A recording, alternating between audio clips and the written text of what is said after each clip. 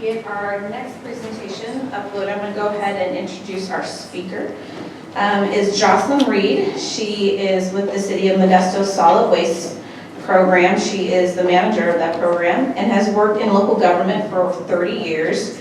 Reed oversees the Public Works Department's Solid Waste Division, which runs the city's garbage collection and recycling programs, the contract for operations of the city-county waste-to-energy facility, the city's 65-acre compost facility, the green waste collection and street sweeping operation, and the city's Forestry Division, including the city tree nursery. So I'll welcome up Jocelyn as we get her presentation uploaded. I swear it was working when you got here. It was.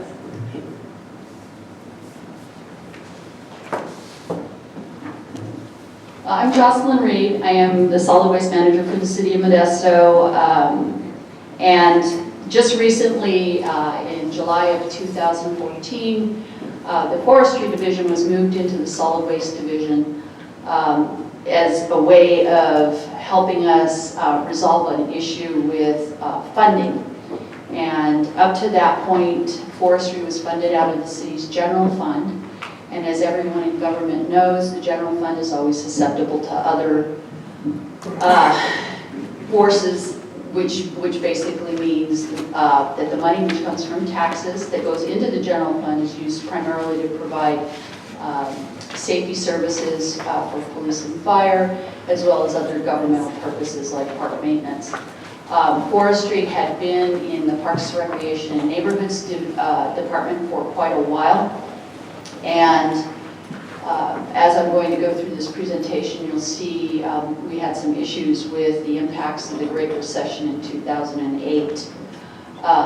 With me today are a number of our arborists and a number of our forestry crew leaders. We have Raymond Wilson, Rob Robinson, Jose Rodriguez, Jay Gorman, and Jonathan Sweet. And each of these guys is responsible for pretty much a different function of the division. And Stephen Peoples, I forgot you, Steve.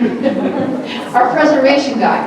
I mean, this is about preserving trees and growing more trees, and so who do I forget the preservation guy? The collaborators with me on this presentation are Mike Hosh, our materials management superintendent and city arborist. And we have finally gotten the designated city arborist. We have 6 on staff that are ISA certified. And then Ray Wilson is our acting forestry supervisor, and he's also a certified arborist. Modesto is a tree city from the ground up. We're the home of the Modesto ash. It was developed from a tree that was selected from, I believe, one of the park sites, and I think the tree's still alive after many, many years. But all those little clones are everywhere. And the EAB is probably looking for them as we speak, but we'll be working on that to try to come up with a new solution to that particular problem. So Modesto is a city of trees, and this is a photograph of the McHenry Mansion, which was one of the original mansions in town. Shows those trees were planted in an environment where there weren't a whole lot of things to provide shade. And the trees now are way past mature. They're magnificent specimens. Some of them are starting to have problems as a result of their age, but it definitely changes the character of the architecture in the city. We've been a Tree City USA since 1979. This is our 36th year. We just squeaked by this year because we haven't done a lot of planning, as I'm going to get into. But in our heyday, we were the host of the climbing championships for the Western chapter of the ISA and the home of champion Peter Grover. But something started to happen around 2002, and we started off when McPherson came through and did the study of Modesto and Santa Monica. And in 2002, they identified about 91,000 trees. By 2014, we've only had 81,000 left. This is in spite of replanting. We actually lost 22,000 trees roughly, and replanted somewhere around 10 to 12,000, but we're down 10,000 trees. The causal factors, well, number one, funding cuts. The forestry budget hit a peak of around $3 million in 2008, and coincidentally the next year we started to go downhill from there.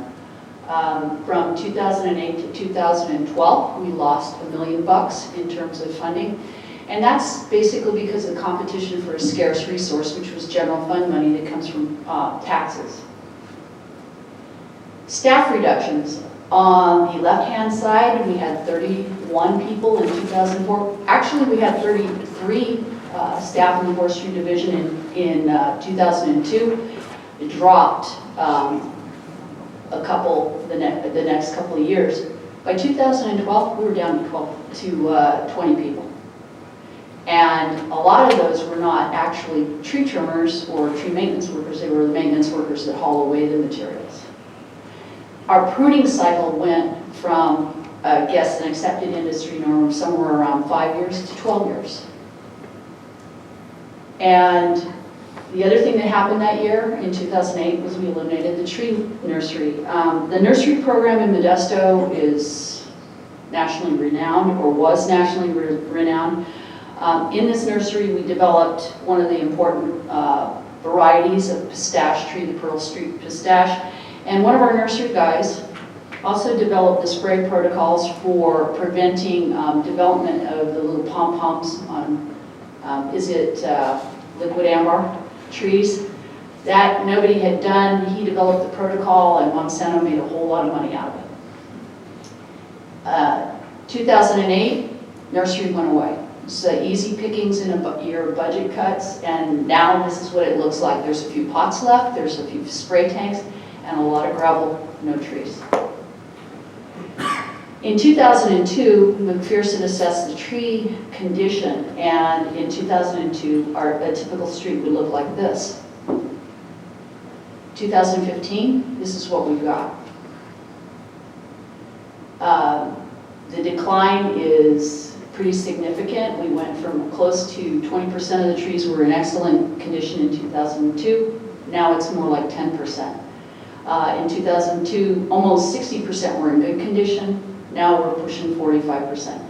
We have made gains in the fair condition, but that's not good enough for us. And then poor, we've increased the number of trees that are in the poor group.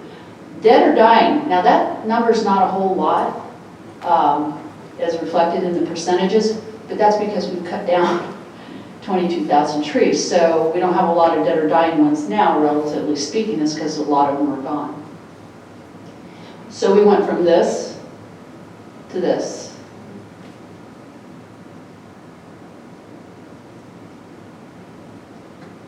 These aren't pictures that make us proud, but we've got neighborhoods that look like this right now, and where we have done replanting, we have big holes in our canopy. So all that majestic spreading foliage over the street that cools it in the summer, a lot of it's gone and there's holes. And we've actually had people anecdotally say they used to go hang out on the street with their neighbors because it was the coolest place in the neighborhood in the evening when they came home. They don't want to do it anymore because the street's so hot, it radiates heat back at them. Deferred maintenance is probably the #1 culprit. Our trees are old, so that's another factor, and mistletoe is something that's just been a scourge in our community. And it's gotten to the point so where we take the mistletoe out, it actually looks like we cut trees down. On the left-hand side, the mistletoe had been removed. On the right-hand side, we hadn't gotten to that side yet. So we have turned the corner, and that's what I'm here to talk about. We're revitalizing our program. We've made some headway. And what I want to share is what's changed. I'm in charge of solid waste, and solid waste is driven by a bill called AB 939. It was enacted in 1989. It requires cities in the state to reduce their garbage and what they send to landfills by 50% by the year 2000. We've made that goal. We're at 60% right now. We got there because 80% of Modesto's garbage is compostable materials. And so we developed a 65-acre compost site, and we do residential, commercial, organics, forestry materials, leaves, green waste, food waste, some manures, and we process about 65,000 tons a year. We're permitted, though, to take up to 120,000 tons a year, and we're expanding our facility as we speak. The subsequent laws that came along that have helped us make the nexus and create a funding mechanism for our forestry program are AB 32, which is the greenhouse gas law, which has sparked all of these grants that are coming available. All of that money is coming as a result of this law that says we have to get our greenhouse gas emissions back to 1990 levels, and we have to do that by 2020. AB 341, which we call the son of AB 939, is our commercial recycling law. That was enacted by the legislature after AB 32. And the target is to get commercial recyclables and compostables out of the waste stream, because that is what's creating still a lot of the greenhouse gases. So AB 32 sparked AB 341. The goal went up. Now our target is 75%. And AB 1826, which will go storming onto the horizon in January of this year, of 2016, is mandatory organics. No more questions, no more arguing, no more quibbling. You can't put your compostable materials, your organic materials, into the dump anymore. You have to compost them and reduce waste that way. And composting is primarily the way people are going to go, either windrow composting or anaerobic digestion, but some type of composting mechanism is how you get rid of your organic materials. In 2012, 2013, towards the end of the year, staff in the Forestry Division kind of woke up and went, uh-oh, we got to do something because we've lost $1 million. We don't have the people to maintain the trees. We're not going to have the people to maintain the trees unless we find some money. So that red dot is where the slide started, and the black dot is where it ended up, and that's what triggered staff to start going, we better put our thinking caps on and figure out a way to do this. And lo and behold, they were kicking around ideas over in the courtyard and started talking about the link between forestry and composting, because about 35% of the material that we use at our compost site as a bulking agent comes from 35% of the throughput is used as a bulking agent. So 35% of that 65,000 tons comes from forestry, green waste, and leaf collection. The other 65 is coming from residential and commercial organic materials. On the left-hand side, you have high carbon, big fluffy material. On the right-hand side, you have slimy, nasty, high nitrogen material. And in order to break up the big side of that, which is the 65%, you have to have the 35%. There's no two ways about it. They're linked at the hip. So because forestry materials are garbage, they're solid waste by definition in the law, someone went, bing, the light bulb went on, and they started talking to elected officials. And so in July of 2014, Forestry moved over to the Solid Waste Division, and it is now a separate enterprise fund. An enterprise fund means the money coming in, you can't spend it on anything else, it goes to that specific purpose. We fund it via an AB 939 green waste fee, which we assess on a per ton basis. So if you're a residential generator and you generate a couple of tons a year, we charge you a fee on the couple of tons a year for forestry operations, because we use that forestry material to compost your other stuff. So there's a link. And the Public Resources Code, section 41901, for anybody that's in municipal government that's looking for the link, that's the section of the code that says you can charge a fee to your residential and commercial generators to pay for program implementation. This was the beginning of our forestry revitalization, and in our 2015-16 budget, we have a $3.8 million enterprise working budget. We also, this year, set aside $600,000 to reestablish our tree nursery. All that money is coming from the garbage rates, but we can do that legally. We've found the link. As a result, staff kicked around what we needed to do to get this program back to where it needs to be, which is basically pre-2002 levels. First thing, we didn't have enough people to 20 people is not enough to do the type of work we have to do on the size of trees we have, and to replant more trees, and to grow trees. We just didn't have the bodies. So that was step number one. Step number two is to make sure our staff is professional, that they're certified. As many ISA certified staff, it doesn't matter what certification, that's what we want. We want to be able to have trained people, and we want to have competition. We want to be out there and be a competitive city in terms of showing everybody what we do with our tree program. And one of the best ways to do that is the climbing program. We had a third goal of the maintenance levels, getting them back. Fourth is to reestablish the nursery, to reestablish our replant program, to get the mistletoe out of the trees and save them before they go any further, and then to improve our customer service. So in 2002 we had 33, went down to 2014 we had 23, we had added a couple in late 2013. In 2015 we have 40 full-time position allocations in our nursery preservation group and in our forestry operations group. We also have a lot of part-time service and maintenance aides that do a lot of the moving of material, but these positions aren't all filled yet because we just got these in the 2015-16 budget, so we're working with our personnel department to fill these positions, but we're eking away at them and we're going to get to that 40. As far as the professional staff, like I said, we want 100% ISA certified. We don't know if we'll get there, but that's our target. And we want to pay people based on the certifications that they get. Why should someone go through the training process unless they get some sort of an incentive for it?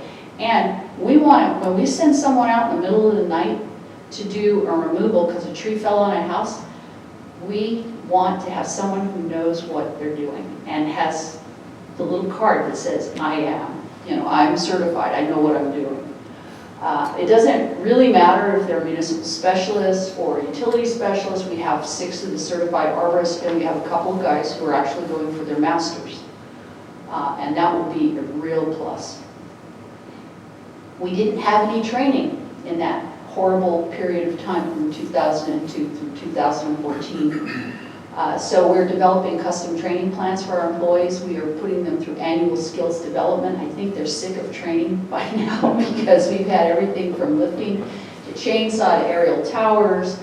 And we're going to start on personal skills so that as far as the customer service is concerned, we make some headway with that. And we are reinstating our climbing program. We now have a group of staff who are interested in learning climbing, and they're out there practicing in our Tuolumne River Regional Park and some of the other park sites. We're trying to get guys back up in the trees with ropes, and so we can get back to where we used to be, which is basically show everybody else up. We need to restore our maintenance. Like I said, we've gone from 5 years down to a 12-year pruning cycle. What happens then is you have these big trees that haven't been pruned in 12 years coming down suddenly in the middle of the night on a house or a car, or even worse, during the middle of the day at the farmer's market when a big branch drops right on top of a vendor's booth. Fortunately, the person that was standing at the scale that got smashed had walked down the street and was at a different booth when the tree branch came down. That's liability, city. And if we don't get those things taken care of and the trees correctly shaped and get the maintenance back up to where it needs to be, we're going to have a real problem. This is my baby. The nursery was eliminated in 2008, and we had the perfect location at our composting facility, 65 acres out in the middle of nowhere. It has a farmhouse that we're converting to an operations center. And so we've got 10 acres set aside. We're going to propagate trees for our plants, and we're going to be doing some more testing. Pearl Street Pistache came out of the Modesto nursery. That's a big deal. It was a patented variety. That was something that our crews looked at, picked out, said this looks really pretty, and it was patented and it's widely commercially used now. We're going to be doing that. We're going to be testing new species. drought resistant, insect infestation resistance. I think the issue about the EAB brings that home. We'll be looking to see if we can come up with something that'll take that marching horde and push it back to the East Coast in terms of finding a species that's resistant or a variety. We are sitting in the middle of Nursery City out here, out at the compost site. 65 acres of compost, which is one of the primary ingredients in organic mixes for nursery mixes. So we'll be looking at mixed development. We'll be looking at internships with our local junior college, which has one of the finest agricultural programs in the state. Their MJC is world renowned for what they do for the 2-year college level agricultural programs. And then we're also looking at public, private, and government partnerships. We're talking to PG&E. We are talking to the other cities in the county. We would like to serve as a regional center for development and form those partnerships. And so we're building our infrastructure. We've got 1 block of our tree growing area. We've got supports up, a wind fence, a drip system in. And we're building a propagation greenhouse so we can do grafting. We don't want to just buy big trees from people at other nurseries. And this speaks to the point of having a tree with the proper head structure for urban planting, proper root structure. We want trees that we're 100% comfortable we're going to do well in our situation. If we grow them and we select them, we'll get exactly what we want. And we'll be putting up a shade structure as well. 5th initiative is to reestablish our replant program. We're getting a grant from CAL FIRE, and that is the most awesome thing I can think of. But we started a couple of, probably about 5 months ago, looking for trees to replant in our downtown area. So we've already bought and have put in 300 of the 800 trees that we purchased. We've done that in the cutouts that were downtown. There haven't been trees in those cutouts for years, and we don't want people putting concrete in those cutouts to keep people from tripping or falling. We want to put a tree in every one of them, and we've gotten there pretty much. The guys in this photo, 2 of them, a guy on the left is Alan Lagarbo. He was our city arborist and worked in the nursery for a number of years. The guy with the red shirt and the shovel is Carlos Quiros. He's our nursery crew leader. From the old nursery, he's back on, both these guys are here on a part-time emeritus type basis. They're working for us as retirees, but they're here to train the new crop of nursery workers, and that includes an individual in this room. Our CAL FIRE grant, this is the most awesome thing that's happened. This is going to jumpstart our program of getting those 10,000 trees that we're missing back into the ground. We've got 5,000 trees that we're proposing to put in over the next 3 years. We want to put them in the disadvantaged neighborhoods. Now, interestingly enough, our disadvantaged neighborhoods coincide with areas that have had huge removals. And most of those removals have been from the age of the tree and mistletoe infestation. So we have areas of Modesto that had huge ash trees, beautiful trees, but they died. And it was age and mistletoe and a few other things rolled in, and we've pretty much cut them down. We're putting these trees back in those areas, and they definitely fit in with the EnviroScreen definition of disadvantage. But going forward, we want to grow our own trees and expand our nursery program with future grant cycles, and we hope to serve as a regional center. Again, the mistletoe, big problem. The council, our city council, gave us $352,000 last November to go in, and it's one-time money. They had a little bit of a surplus this year because the economy kind of has turned around, and we're doing 2 different types of pruning to remove it. The old photo there is basically the same thing we're going to be doing with our low pruning crew, is taking out with pole saws from the ground in the trees that are low. And then what we've done is we've booked quite a lot of overtime for aerial tower pruning in our taller trees. And then finally, our 7th initiative is to improve our customer service. When you got 20 guys serving 81,000 trees, There's not a lot of time for chit chat and being happy and pleasant with the public, but those people are paying for this service now, directly. It's coming out of their pocket, and they're gonna get gold standard service. We do not want to have people angry, and everybody in this room, I think, knows what happens. You took my tree out. You didn't take my tree out.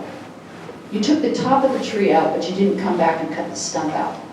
You cut the stump out, and I wanted the stump. Believe it or not, we had a guy who wanted the stump left in his yard, even though it was full of termites. And Steve Peoples can tell you all about the conversation, what we had to do to make this guy happy. But people get really, really upset if the branch falls in their driveway and it might have hit their car. They want an arborist out there to look at the tree to make sure none of this is going to happen again. We've got to have people who are trained in customer service. And one of the ways we're getting feedback is by leaving these callback cards, and we get people to fill them out and send them. We put a stamp on them so they don't even have to spend money to stamp them. Circle the boxes, put a few comments, and if you have any questions, put your phone number, we can contact you. We're getting a lot of really good responses. We get some negative responses still, and it's situational. I mean, you never know what you're going to get in this business. The trees make people really, really happy, and they make some people really, really unhappy. So this is our way of getting feedback, but we're also implementing customer service training for our staff. We want people to have a good experience. When it's a direct charge on your rate, people expect to be taken care of. So finally, I think what we've done is we've turned the corner. We've found the stable funding. We're rebuilding our crews. We're rebuilding our infrastructure. We've got our nursery back up and running. We are looking for partnerships. We're hoping to partner with PG&E to finish off our nursery blocks so that when we get those 5,000 trees from CAL FIRE, we'll have the place set up with the drip lines going, everything set up to take care of them, and then we'll have our propagation greenhouse and our shade structures for our workers, and we'll be able to put this program back into place. But this is where we want to be. We want to be back in the golden age of forestry in Modesto. We want it to look like it looked like 15 years ago and not have those dead top die-offs or have the mistletoe clumps. We don't want to see the stumps. We don't want to see the holes in the canopy. We want it to look like this. So with that, I'd be happy to answer any questions.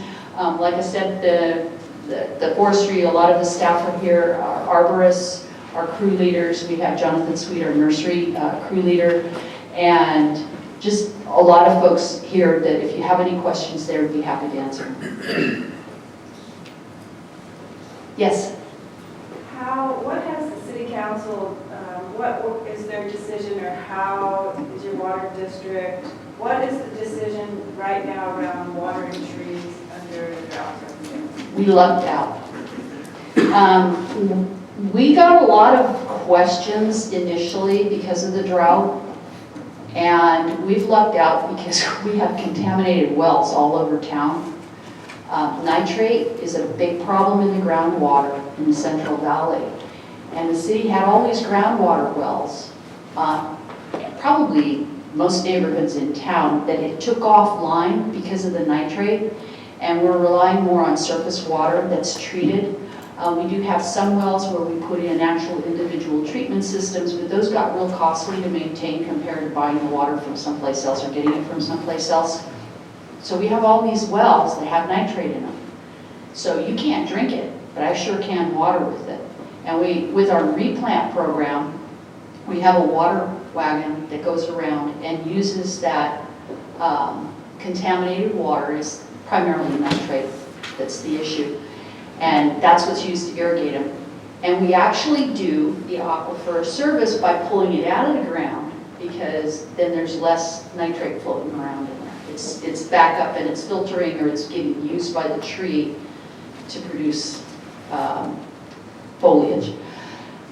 That's the other thing we're trying to emphasize with our council is this AB 32 thing is a big deal. The 5,000 trees we're proposing to plant are going to take out over their life cycle about 25,000 metric tons of carbon.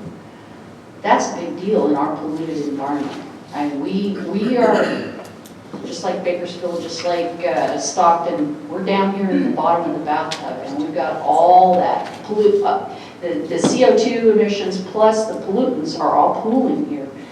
Our trees are taking that out. So from a public health perspective, we're using that also as this is something for the future. Great job. Yes. Of those 800 trees you're planting, what's the species number, the diversity? How many species are in that 800? I think there's 5 right now. What we've got a large chunk of those were trees that were already planted in the downtown area. So there were pear, some magnolia, some ginkgo. It just depends on what we're looking for. Hornbeam, it depends on what strip they're planted in, because we sort of have thematic neighborhoods of tree species. So I know there's a lot of sycamores. We bought a lot of maples because we're going into a very, very touchy phase right now where we're going to have to remove maples from 3 streets in a very nice part of town because they're completely rotted out inside, and the trees are so big that when they come down, they're going to come down hard, and we can't afford the risk. But what we want to do is be able to come in. Jonathan's crew comes in, you take the tree out, you remediate the soil, using compost to take care of some of the issues that might still be lurking in there, and then we put a tree right back in. And we have signed up everybody in advance, but we do expect to get some flack from it. And we've had issues also with dieback in our park system. So we've been working with the Parks Department to hydrojet trees that seem to be stressed, just doing a lot of different things. Yes? I just have a question. What do you do when you're taking a tree out where the roots are damaged to the sidewalk or curb and gutter? You take the tree out and then you ground the roots, but you're going to have damage to your sidewalk potentially and your curb and gutter. What funds do you use to replace that? We're in the Public Works Department. Our streets crew is in charge of curbs, gutters, and sidewalks, and typically what they'll do is they'll come in, they'll do the concrete repair work. We're also looking at some innovative ways of maybe putting in removable curbs, so we can pop them out, do root work if we have to, and then pop them back in. We've experimented with tiles, rubber tiles, and some other things to try to see what that would do. The rubber tile experiment didn't go so well because the tiles curl up in the sun. We did get grant funding for it, so it wasn't a city expense, but we had to end up pulling those out. But we're doing a lot of experimentation, also with root barriers. So it depends on the situation and the size of the tree level.